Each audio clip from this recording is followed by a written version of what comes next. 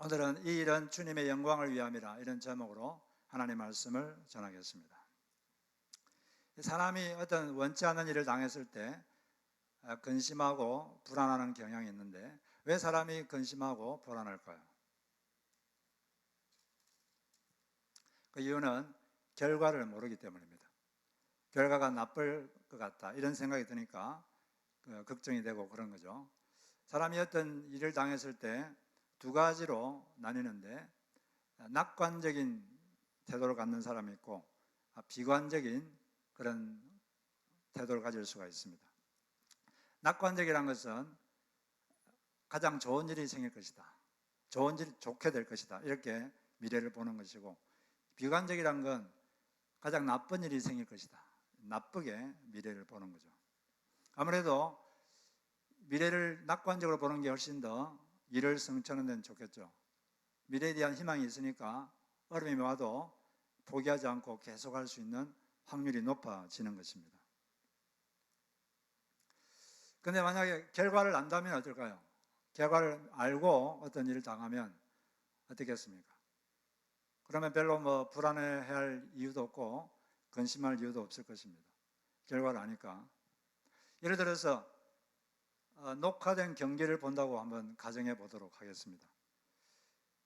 이미 경기는 끝났는데 보지를 못해가지고 녹화를 한 다음에 경기 결과는 알지만 그래도 이제 보는 거죠. 예를 들어서 한국과 일본이 국가대항 축구를 했다고 합시다. 그 결과가 한국이 3대2로 역전승을 한 그런 경기를 녹화를 해서 본다고 가정한다면, 근데 먼저 보니까 전반전에 일본이 한 골 넣었어요. 그렇지만은 결과를 알거든요. 역전승 한 걸 알기 때문에 그렇게 초조하지 않을 겁니다. 일본이 전반에는 좀 잘했네, 이 정도로 생각하고 그냥 넘어갈 수 있어요. 그리고 이제 거의 경기가 끝났는데 2대2로 동점입니다. 그러면 보통 같으면 결과를 모르면 되게 불안하겠죠. 어떻게 될까? 결과가 어떻게 될까? 불안해서 조마조마할 텐데, 근데 이미 결과를 알거든요. 경기 끝나기 1분 전에 한국이 역전골을 넣어서 역전승할 것이다. 그걸 아니까 별로 조마하지 않습니다. 불안하지도 않고. 결과를 아니까 그런 거죠. 결과를 알면은 현재 당한 어려움도 쉽게 이겨낼 수가 있는 것입니다. 오늘 우리가 그 마리아와 마르다, 오라버니 나사로가 병들어서 거의 죽게 된 상황인데, 죽었다가 다시 살아났어요. 예수님이 다시 살아나게 하셨는데, 이 사건을 통해서 우리가 주님 안에서 이미 결과를 알고 살아가는 성도의 평안에 대해서 우리가 배울 수가 있습니다. 마리아와 마르다의 오빠 나사로가 깊이 병이 들었어요. 너무 심한 병이 들어서 걸려 죽어가고 있습니다. 그래서 마리아와 마르다가 사람을 보내서 예수님께 현재 상황을 말씀드렸습니다. 주님 보시옵소서, 사랑하시는 자가 병들었나이다. 여기 보니까 사랑하시는 자가 병들었습니다. 이 말이 좀 어떻게 보면 조금 이상하게 들릴 수 있습니다. 아니, 예수님이 그렇게 사랑하는데 왜 그런 일이 생기도록 내버려 두셔서, 사랑하시면은 병이 안 들어야지, 이런 생각이 들 수 있는데, 현실을 보니까 예수님이 이 마리아, 마르다 또 나사로를 개인적으로 되게 친밀하게 지냈고 상당히 사랑했던 가족입니다. 그래서 5절에 보니까 특별히 이렇게 돼 있죠.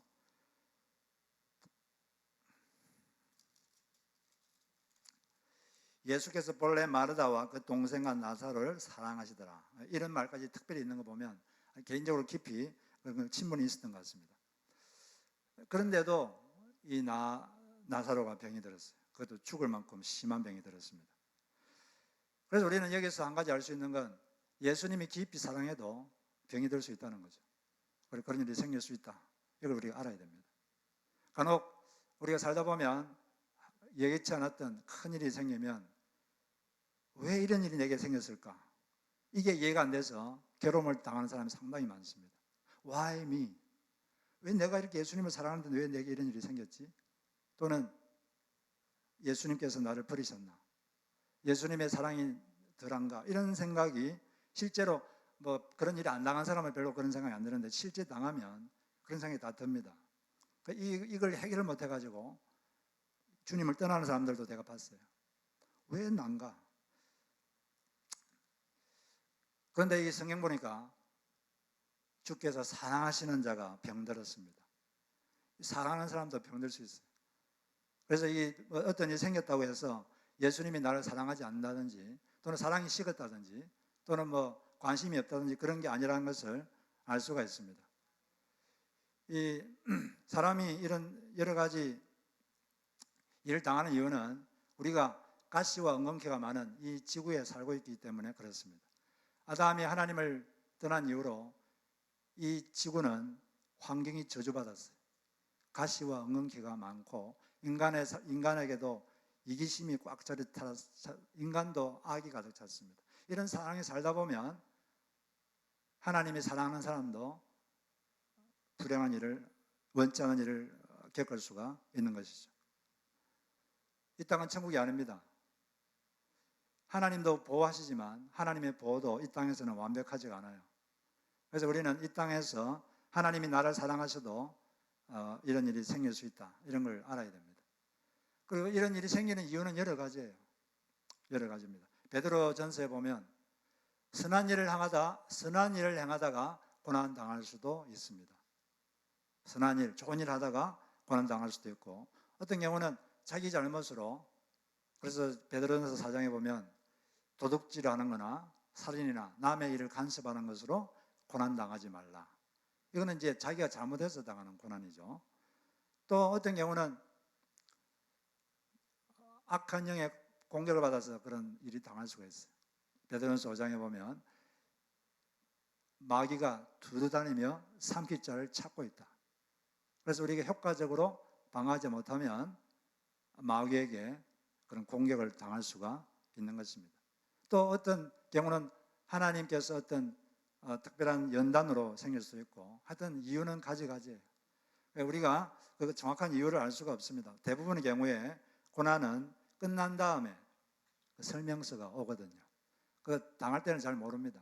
그렇기 때문에 어려움이 있을 때 왜 그런 일이 생겼을까? 알면 좋지만 그런 것보다는 지금 이 상황에서 어떻게 하면 하나님의 선하심을 내가 경험할 수 있을까? 어떻게 하면 하나님의 선하심을 경험할 수 있을까? 이 질문을 하는 것이 훨씬 좋습니다. 그래서 우리 이 말씀에서 사랑하시는 자도 어려운 일을 당할 수 있다. 그래서 나에게 이상한 일이 생겼다 이렇게 생각하지 말고 그냥 그런 일이 생길 수도 있구나. 이렇게 우리가 받아들이면 좋은 것입니다. 그래서 이 마르야와 마르다가 예수님께 자기 상황을 말씀드렸어요. 사랑하시는 자가 병들었습니다. 그러니까 예수님께서 뭐라고 답했죠? 이 병은 죽을 병이 아니라 하나님의 영광을 위하며 하나님의 아들이 이로 말미암아 영광을 받게 하려 함이라. 이 병 때문에 너는 죽지 않는다. 죽음으로 끝나지 않는다. 이 병을 통해서 오히려 하나님께서 영광 받는 결과가 생길 것이고 하나님의 아들이 이 병 때문에 영광을 받는 일이 생겨날 것이다. 너는 하나님의 영광스러운 능력을 체험하게 될 것이다. 이렇게 말했습니다. 결과가 좋다는 거죠. 이것 때문에 오히려 너는 하나님께 영광을 돌리는 결과를 체험하게 될 것이다. 이렇게 말한 것입니다. 마리아와 마르다가처럼 우리가 이렇게 어려움이 당했을 때 주님께로 그것을 가지고 오면 주님께서 그것을 하나님께 영광 돌리는 방향으로 바꾸어 주시는 것입니다. 제가 이번 주에 어느 날 아침에 이 말씀을 묵상하고 있는데 갑자기 제 마음속에 다음과 같은 생각이 쑥 들어왔습니다. 현재 느끼는 어려움 때문에 잘못되지 않는다. 그 일들은 하나님께 영광 돌리는 것으로 끝맺을 것이다. 이런 생각이 제 마음속에 확 들어왔습니다. 우리 삶에서 여러 가지 어려움이 있겠지만 그것 때문에 우리 그것을 하나님께로 가져오면 하나님께서 그것 때문에 여러분 망하지 않습니다. 우리 그것 때문에 하나님께 영광 돌리는 그런 일로 결론지어지는 것입니다. 그래서 우리는 어떤 일이 생기면 마리아처럼 주여 보시옵소서. 제게 이런 일이 생겼습니다. 그러면 주님께서 여러분은 이렇게 말할 것입니다. 그 일 때문에 너는 망하지 않는다. 오히려 그 일 때문에, 그 일을 통해서 오히려 하나님께 영광을 돌리게 될 것이고, 또 하나님의 아들이 영광을 받게 될 것이다. 너는 하나님의 영광스러운 능력을 체험하게 될 것이다. 이렇게 답해 주실 것입니다. 영광이란 말은 좀 비슷한 말로 명예, 이게 좀 쉬운 말이죠. 하나님이 명예를 높여드리고 하나님의 아들의 명예를 높여드린다. 이렇게 되는 거죠. 그래서 우리가 어떤 문제를 가지고 주님께 가져가면 주님께서 이것을 하나님께 영광 돌리는 쪽으로 결론 맺게 하신다. 이것을 알고 있으면 우리가 그 일을 대처하는 데 훨씬 더 담대하게 용기 있게 대처할 수 있다고 믿습니다. 끝을 보고 현재를 맞이하는 우리가 되어야 되겠습니다. 그래서 이게 어떻게 됐습니까? 중간에 좀 우여곡절이 있었습니다. 주님께서 바로 가시지 않고, 바로 가서 이렇게 고쳤으면 되는데 가시지 않고 이틀을 더 머물렀어요. 그러니까 그 사이에 나사로는 죽었습니다. 죽었는데 나흘 만에 예수님께서 가셔서 죽은 사람을 살려내셨어요. 그걸 보던 사람들이 하나님께 영광을 돌렸고, 예수님이 진짜 구세주구나. 그리고 많은 사람들이 그 자리에서 예수님을 믿었습니다. 예수님께서 큰 영광을 받으신 거죠. 마리아 마르다는 하나님의 영광스러운 능력을 체험했고, 또 이 말씀처럼 하나님과 하나님의 아들에게 영광을 돌리는 사건이 일어나게 된 것입니다. 주님께서 이렇게 죽은 나사로를 살린 사건을 하신 것은 앞으로 장차 오게 될 예수님의 부활을 예고하신 것입니다.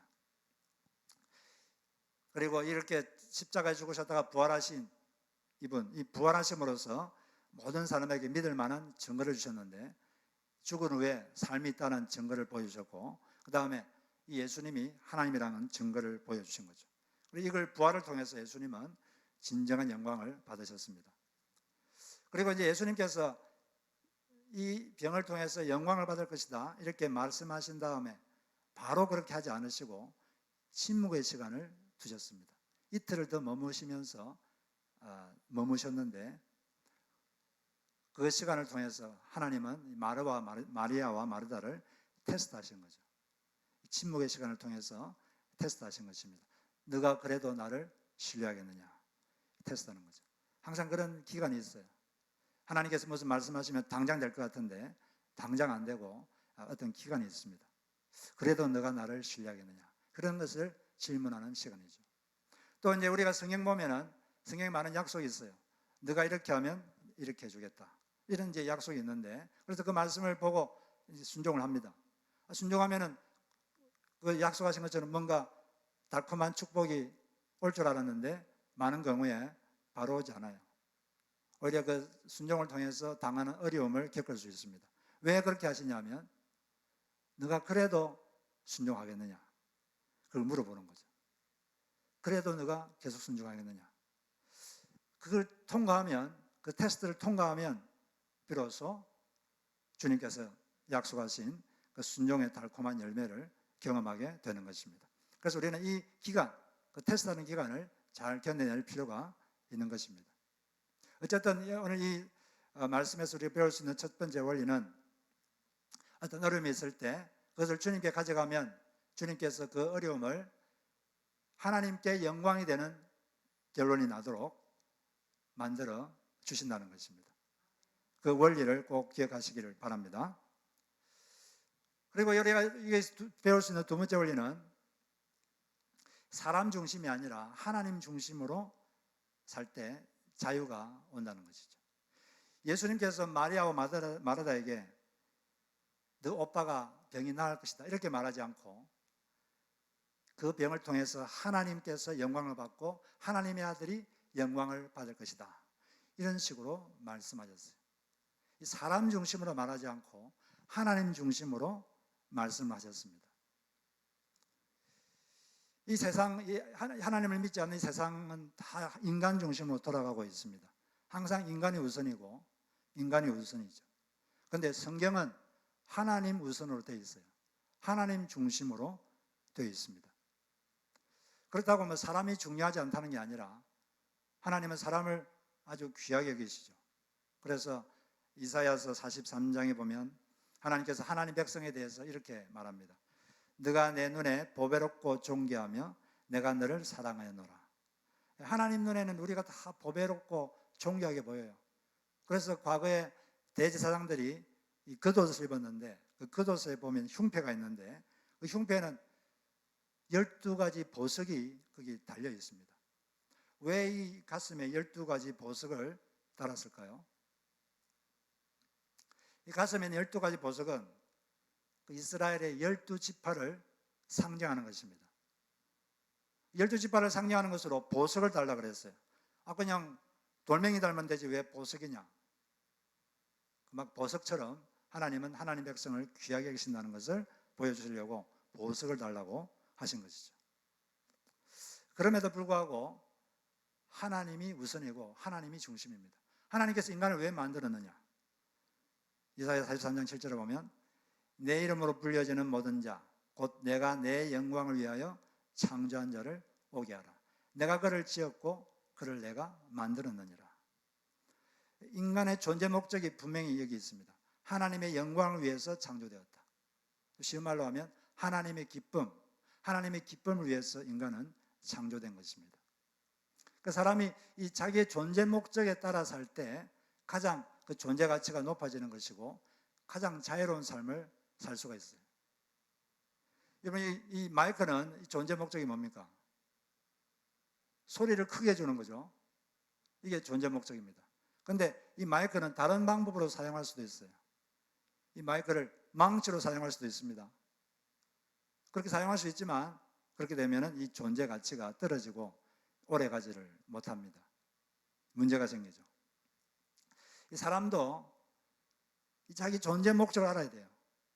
그 존재 목적에 따라 살 때 자기 생각과는 달리 가장 자유롭고 행복하게 살 수가 있는 것입니다. 사람이 자기 중심으로 살면 마음속에 이기심이 가득 차게 돼요. 늘 사고하는 방식이 자기 중심이고 자기 이익, 자기 유익, 자기 즐거움, 이것이 모든 것을 결정하는 기준이 됩니다.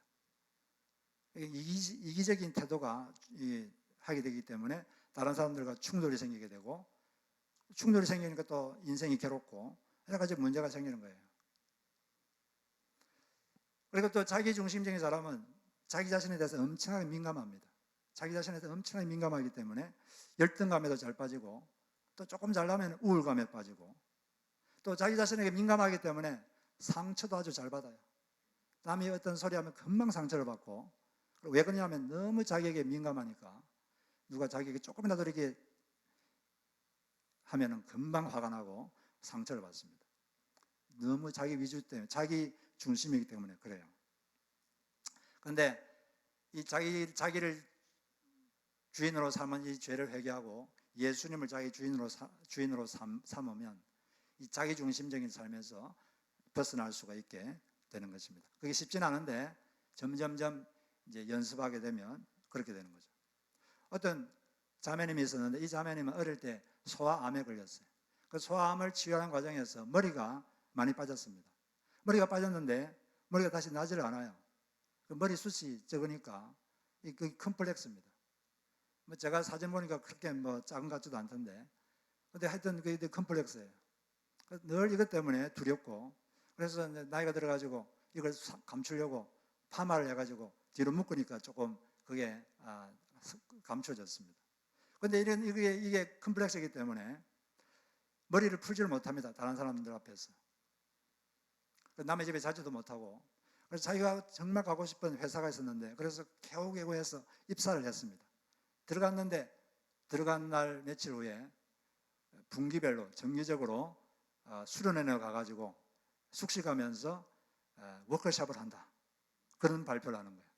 그 이야기를 듣고 내가 이 회사에 있을 수가 없겠구나 하고 여러 가지 핑계를 대가지고 그렇게 가고 싶었던 회사인데 퇴사를 했다는 것입니다.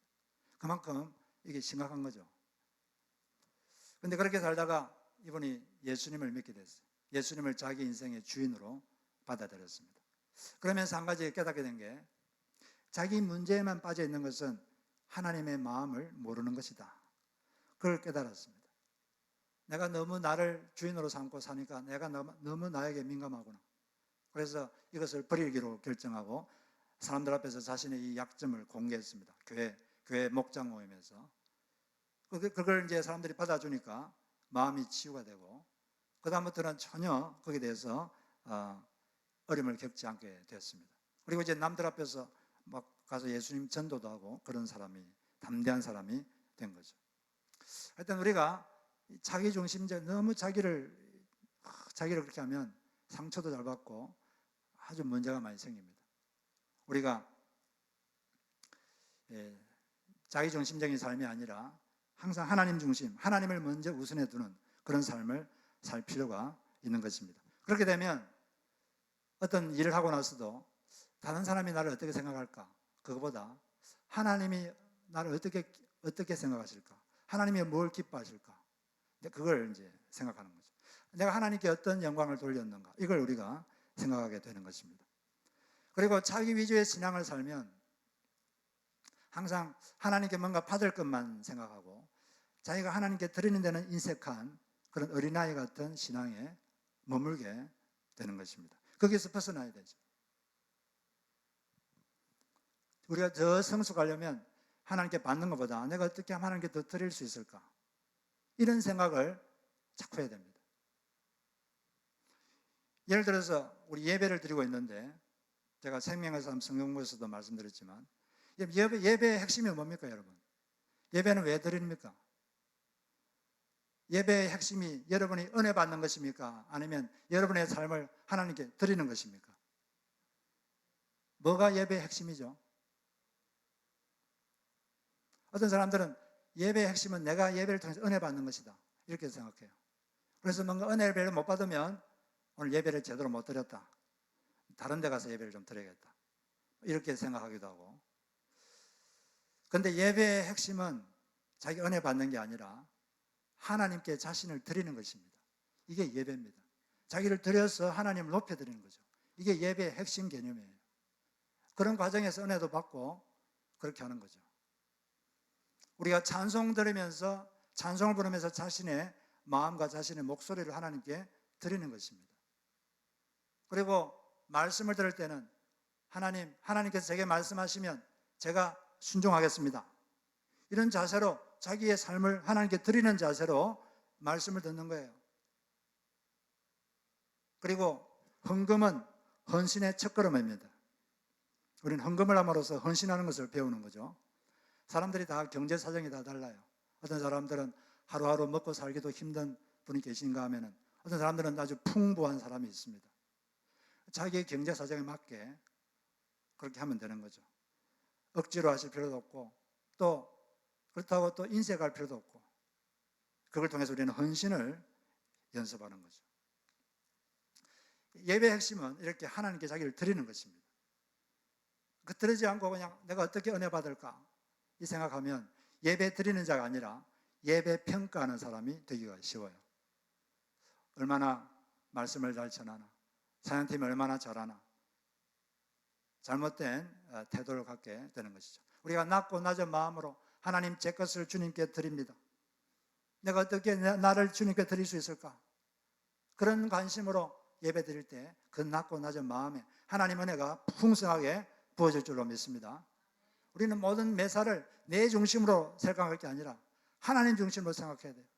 어떻게 하면 내가 하나님께 영광을 돌릴 수 있을까, 내가 내 평판이 어떻게 좋아질까, 이게 아니라 어떻게 하면 하나님께 영광을 돌릴 수 있을까, 내가 기쁜 게 아니라 어떻게 하나님께 기쁨을 드릴 수 있을까, 내가 받는 게 아니라 어떻게 하나님께 더 많이 드릴 수 있을까. 이것이 성숙한 신앙인의 모습입니다. 그럴 때 하나님이 우리를 기뻐하시고 여러분에게 더 큰 은혜를 주실 줄로 믿습니다. 그래서 종교개혁의 5대 강령이 있는데 그게 뭡니까? 오직 믿음, 오직 은혜, 오직 성경, 오직 예수, 그리고 오직 하나님께 영광. 이 5가지가 종교개혁의 핵심이죠. 오직 하나님께 영광 돌리는 삶, 이것이 여러분의 존재 목적인 줄 아시고 그래서 항상 질문하시면서 사시기를 바랍니다.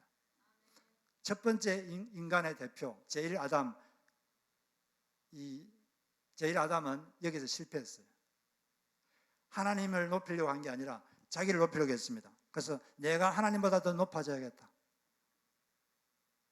그렇게 하다가 저주받아서 가시와 엉겅퀴가 되는 그런 환경에 던져졌습니다. 그래서 하나님께서는 제2의 아담, 두 번째 인간의 대표, 제2의 인류의 대표 예수님을 보내셨어요. 예수님은 어떤 태도로 사셨느냐? 나는 내 영광을 구하지 아니하나 나를 위하여 영광을 구하여 주시는 이가 따로 계시니라.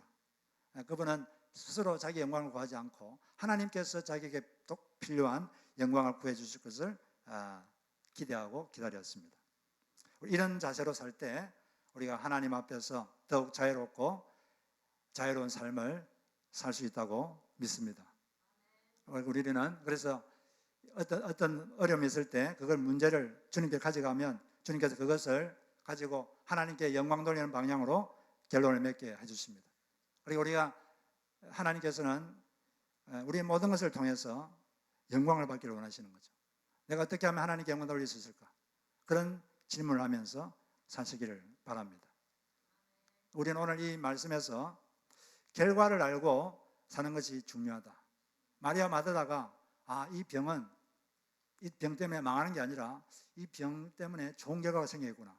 하나님 영광 받는 결과가 생기겠구나. 그걸 알았을 때 그들은 이걸 잘 견뎠는데 우리가 예수 믿는 이 그리스도인의 삶을 잘 살려면 그리스도인의 삶의 최종 목적지, 최종 종착점이 어딘가 그걸 좀 알 필요가 있습니다.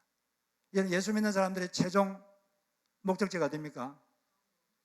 찬란한 천국이죠. 밝고 밝은 빛난 곳. 거기에서 기쁨으로 주님의 손을 붙잡고 주님의 얼굴을 뵙는 것. 그것이 우리가 가는 최종 목적입니다. 우리 예수 믿는 사람들은 끝이 좋습니다. 찬란한 영광, 끝이 다 보장되어 있는 사람이에요. 그렇기 때문에 그걸 생각하면서 우리는 이 땅에서 어려움이 있어도 더 잘 극복할 수가 있게 되는 것입니다. 이번 주 목요일 저녁에 저희들이 후원하는 고창한 선교사님, 사모님, 그레이스 고 사모님이 돌아가셔서 천국 환송 예배를 드렸습니다. 팬데믹이 터기 전에 저희들이 한 20명 정도 엔세네다에 빈민사역을 하시는데 거기서 단기 선교도 다녀왔는데 이번에 원래 몸이 좀 허약해서 허약한 데다 타지에 사니까 힘들어 하시면서 그렇지만 사역을 아주 꾸준한 인내를 가지고 하셨습니다. 그런데 결국 남편보다 먼저 이렇게 하늘나라를 가셨는데 이 천국 환송 예배에서 이제 목사님이 설교한 다음에 어떤 분이 나와서 특송을 하셨어요. 찬송가 240장을 불렀는데 제가 그 찬송을 듣고 있는데 계속 눈물이 나더라고요. 마음에 감동이 오면서 그게 이런 찬송 가사입니다. 주가 맡긴 모든 역사 힘을 다해 마치고 밝고 밝은 그 아침을 맞을 때 요단강을 건너가서 주의 손을 붙잡고 기쁨으로 주의 얼굴 배우리. 나의 주를 내가 그의 곁에 서서 배우며 나의 주를 주의 손의 못자국을 보아 알겠네. 그 찬송을 듣고 있는데 그 사모님이 주님께서 자기에게 맡긴 사역을 역사를 힘을 다해서 마치고 지금은 밝고 받은 천국에서 기쁨으로 주님의 손을 붙잡고 주님의 얼굴을 뵙고 계시겠구나. 그 생각이 오면서 좀 감동이 됐고 동시에 저 자신도 이 땅에서 주님께서 맡긴 사역을 다 끝나고 나면 보고 싶고 그리운 사랑하는 주님을 뵐 수 있겠구나. 그분의 손을 붙잡고 그분의 얼굴을 뵈는 날이 오겠구나. 그 생각하니까 아주 마음에 감격이 들어왔습니다. 그래서 아마 그랬던 것 같아요. 맞습니다. 우리 예수 믿는 사람들은 끝이 좋아요. 끝이 보장되어 있습니다. 정말 우리가 예수를 통해서 거듭났다면 우리는 여러분들은 찬란한 천국에서 영원한 영광 속에서 살게 될 것입니다. 우리가 이 땅에서 하나님의 영광을 위해서 살다가 이렇게 죽으면 주님께서는 놀라운 영광, 예수 그리스도께서 누리고 있는 그 영광을 여러분을 위해서 준비해 놓으시고 그 영광을 얻도록 하기 위해서 하나님께서 십자가에서 못 박혀 돌아가시고 부활하셨던 것입니다. 어떤 사람들은 천국에 대해서 이야기하면 사람이 현실에 충실해야지 현실 도피적인 그런 말을 하면 안 된다 이렇게 생각하는 사람도 있는데 그러나 성경은 분명하게 말하고 있습니다. 성도에게는 이 땅은 나그네다. 나그네가 뭡니까? 나그네는 어떤 목적지를 향해 가는 도중에 잠시 머무는 곳, 그게 나그네입니다. 끊임없이 성경은 나그네라고 말하고 있고, 아브라함은 더 나은 본향을 바라보며 이 땅을 나그네로 살았다고 말하고 있습니다. 우리가 가야 될 최종 목적지를 마음속에 깊이 생각하고 밝고 밝은 그날 주님의 손을 붙잡고 주님을 그렇게 그리워하고 보고 싶은 예수님을 만나는 그날을 생각하면서 이 땅을 살 때 오직 여러분의 존재 목적을 하나님께 영광 돌리는 것, 하나님을 기쁘시게 하는 것, 그것을 제일 우선순위에 두고 사시길 바랍니다. 그러면은 주님께서 말씀하신 것처럼 너는 먼저 그의 나라와 그의 의를 구하라. 그러면 너의 필요한 것은 내가 알아서 채워줄 것이다. 순수가 중요한 것입니다. 그렇게 하고 어떤 어려움이 있을 때 그것을 주님께 가지고 가면 주님께서 그것도 하나님께 영광이 되는 쪽으로 결론 짓도록 만들어 주시겠다고 약속하셨습니다. 그렇게 사시는 여러분 되시기를 주의 이름으로 축복합니다.